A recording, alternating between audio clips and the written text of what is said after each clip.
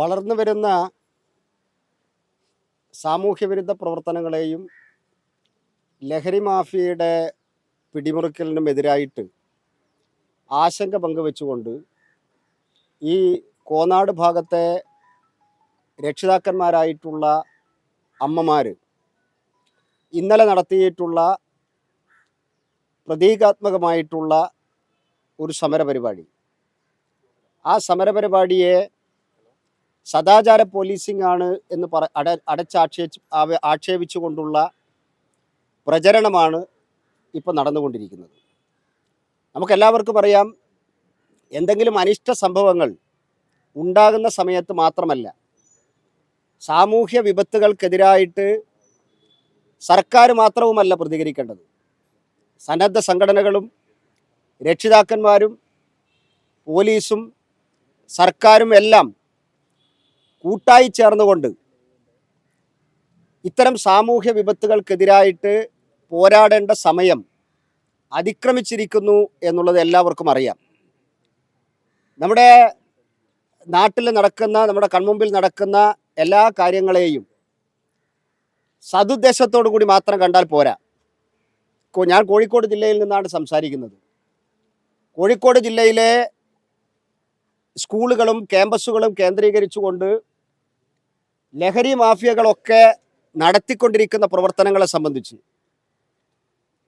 അത് പുറത്തു വന്ന സംഭവങ്ങളെക്കാൾ അപ്പുറത്ത് പൊതുപ്രവർത്തകന്മാർക്കും പോലീസിനും ഭരണകൂടങ്ങൾക്കും ഒക്കെ നന്നായിട്ട് അറിയാവുന്ന കാര്യമാണ്. അതുകൊണ്ട് അതിൽ ആശങ്ക പ്രകടിപ്പിച്ചുകൊണ്ട്, അതിൽ ജാഗ്രത വേണമെന്ന് പറഞ്ഞുകൊണ്ട് കുറച്ചമ്മമാർ പ്രതീകാത്മകമായി ഈ കോന്നാട് കടപ്പുറത്ത് നടത്തിയിട്ടുള്ള സമരത്തെ ഇത് സദാചാര പോലീസിംഗ് ആണ് എന്ന് പറഞ്ഞുകൊണ്ട് നടത്തുന്ന പ്രചരണത്തെ അപലപിക്കുകയാണ്. തീർച്ചയായിട്ടും ഈ സാമൂഹിക വിപത്തുകൾക്കെതിരായിട്ട് പോരാടിയിട്ടുള്ള കോന്നാട്ടിലെ അമ്മമാർക്ക്, രക്ഷിതാക്കന്മാർക്ക് ഞാനിവിടെ വന്ന് അവരുമായിട്ട് സംസാരിച്ചതിന് ശേഷം എന്താണ് അവർ ഉദ്ദേശിച്ചത് എന്ന് മനസ്സിലാക്കിയതിന് ശേഷമാണ് ഞാൻ പറയുന്നത്. അവർക്ക് പൂർണ്ണ പിന്തുണ പ്രഖ്യാപിക്കാൻ ഭാരതീയ ജനതാ പാർട്ടി ആഗ്രഹിക്കുകയാണ്. ഇപ്പോൾ ഞാൻ കേട്ടു DYFI ഈ സമരത്തിനെതിരായിട്ട്, അമ്മമാർക്കെതിരായിട്ട് ഇന്ന് സമരം നടത്തുകയാണ്. DYFI അല്ല അത് പറയേണ്ടത്. ഈ നാട്ടിലെ രക്ഷിതാക്കന്മാർക്ക് ആശങ്കയുണ്ട്. ഇന്ന് പകല് ആയിരക്കണക്കിന് കോളുകൾ BJPയുടെ നേതാവ് എന്നുള്ള നിലയിൽ എനിക്ക് വന്നിട്ടുണ്ട്. നല്ല കാര്യമാണ് നിങ്ങളുടെ അമ്മമാർ ചെയ്തത് എന്ന് പറഞ്ഞുകൊണ്ട്. കാരണം പുറത്തു പറയാൻ സാധിക്കാത്ത എത്രയോ നൂറുകണക്കിന് സംഭവങ്ങൾ നമ്മുടെ കോഴിക്കോട് ജില്ലയിൽ തന്നെയുണ്ട്. DYFIക്കാർ ഈ ലഹരി മാഫിയയുടെ ഏജന്റുമാരാണ്, അവർക്കൊപ്പം പ്രവർത്തിക്കുന്നവരാണ് എന്ന് നിരവധി തവണ തെളിയിച്ചിട്ടുള്ളതാണല്ലോ.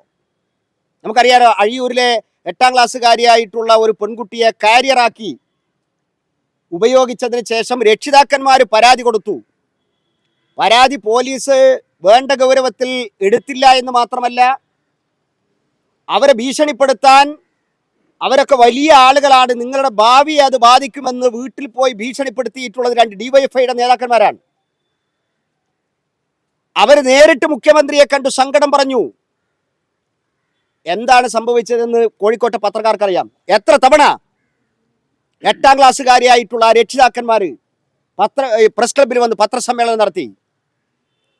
ഈ കോഴിക്കോട്ട് വെച്ചാണ് ബാംഗ്ലൂരിൽ പഠിക്കുന്ന മലയാളി വിദ്യാർത്ഥികൾക്കുൾപ്പെടെ ലഹരി എത്തിച്ചുകൊണ്ടിരുന്ന മുഹമ്മദ് തമീം എന്ന് പറയുന്ന ഒരു അന്താരാഷ്ട്ര മയക്കുമരുന്നുകാരനെ അറസ്റ്റ് ചെയ്തല്ലേ കോഴിക്കോട്ട് വന്നപ്പോൾ. കോഴിക്കോട്ട് അദ്ദേഹത്തിൻ്റെ ബിസിനസ് വലുതാക്കുന്നതിന് വേണ്ടി ബാംഗ്ലൂർ കേന്ദ്രീകരിച്ചുകൊണ്ട് പ്രവർത്തിച്ചു കൊണ്ടിരുന്ന മുഹമ്മദ് തമീം കോഴിക്കോട്ട് വന്നപ്പോഴാണ് പിടിക്കപ്പെട്ടത്. അല്ല, ഞാൻ പറഞ്ഞല്ലോ, ഈ നിയമം കയ്യിലെടുത്തിട്ടില്ലല്ലോ. ഏതെങ്കിലും ഒരാളുടെ മേൽ കൈവച്ചോ? എന്താ നിയമം കയ്യിലെടുത്തത്? ഒപ്പുശേഖരണം നടത്തി പോലീസിന് കൊടുത്തിട്ടുണ്ട്. ഇത് പ്രതീകാത്മക സമരമാണ്. ചൂലുമെടുത്ത് അമ്മമാര് നടന്നു എന്നതിൽ കവിഞ്ഞ് എന്ത് നിയമമാണ് ഈ അമ്മമാര് കയ്യിലെടുത്തു എന്ന് പറയുന്നത്? അതാണ് ഞാൻ പറഞ്ഞത്, ദുഷ്പ്രചരണമാണ് നടക്കുന്നത്.